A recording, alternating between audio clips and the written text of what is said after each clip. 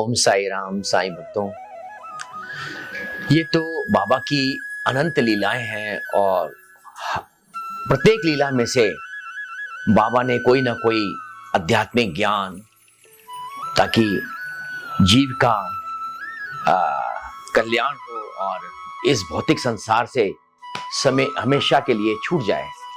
तो इस प्रकार का मुझे ज्ञान याद आ रहा है बाबा का, कि बाबा जब अवतरण हुआ था, यानी कि शिरडी में जब पहली बार आए थे, तो चांद पाटिल की बारात के साथ में आए थे। तो चांद पाटिल को बाबा जो हैं एक जंगल में मिले थे, आम वृक्ष के नीचे बैठे हुए। तो बाबा ने जब उसे बुलाया तो उसने कहा कि मेरी घोड़ी खो गई है, मैं निराश हूं, उदास हूं, और मैं बाबा ने जो चिलम ऑफर करी थी मैं वो भी नहीं पीना चाहता। तो बाबा ने कहा कि हे भले मानस, जितना समय तूने उस घोड़ी को ढूंढने के लिए लगा दिया है और इतने दिनों से कुछ खाया पिया नहीं है, अगर इतना ही समय तू अगर उस अल्लाह इलाही को, उस ईश्वर को जानने के लिए लगा देता तो शायद वो भी मिल जाता। धिक्कार है आज का मानव सांसारिक वस्तु, जो नश्वर वस्तुएं हैं, उसके पीछे दौड़ता रहता है, माया के पीछे दौड़ता रहता है, और जो सत्य हमेशा रहने वाली है और जिसके पास हमें हमेशा जाना ही आज नहीं तो कल, उसको खोजने में हमारे पास में वक्त नहीं है, और ये नश्वरता की तरफ हमारा हमेशा ध्यान रहता है।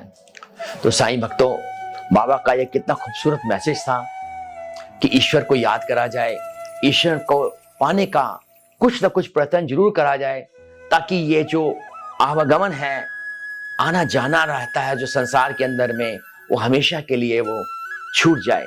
चांद पाटिल को वो खोई घोड़ी तो मिल जाती है बाबा के बताए जगह जाने से। तो घोड़ी लेके वापस आता है तो बाबा कहते हैं आओ अब चिलम पीते हैं। तो चांद पाटिल कहता है कि मेरे पास में वो चकमक वाला पत्थर नहीं है जिससे आग जलाई जा सके। तो बाबा ने कहा ये कौन सी इतनी बड़ी बात है। तो बाबा ने वहां पर चिमटा जमीन में घुसाया और एक आग का गोला निकाल दिया और चिलम पर रख दिया, और बाबा ने कहा कि देखो, ये अग्नि जो है, ये सूर्य की शक्ति जो है, ये पूरे ब्रह्मांड में व्याप्त है। इसको प्राप्त करने के लिए सिद्धियां होनी चाहिए, और एक इंसान जो है इस संसार में वो सिद्धि प्राप्त करने के लिए आता है, लेकिन वो सिद्धियां प्राप्त नहीं कर पाता, क्योंकि वो उधारी पे चलता है।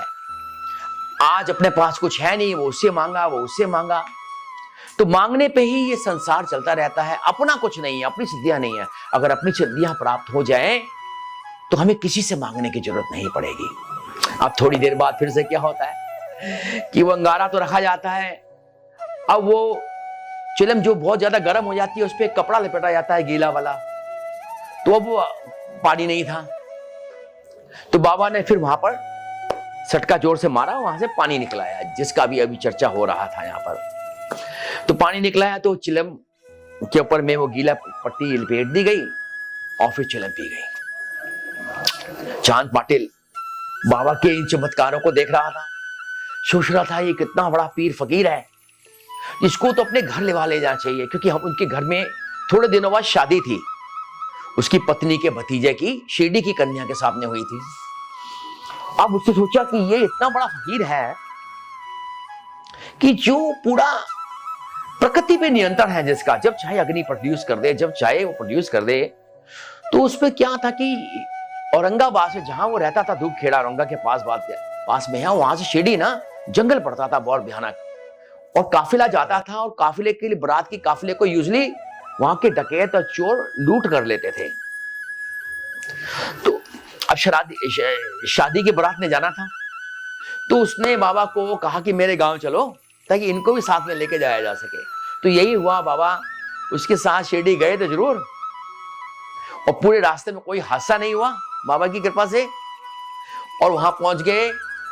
चांद पाटिल और बारात तो वापस आ गई, अब बाबा कहां रह गए? शिरडी में। तो इस प्रकार से बाबा का शिरडी में आगमन हुआ। अगली कथा अगले हफ्ते फिर से आपके साथ करेंगे। जय साई राम।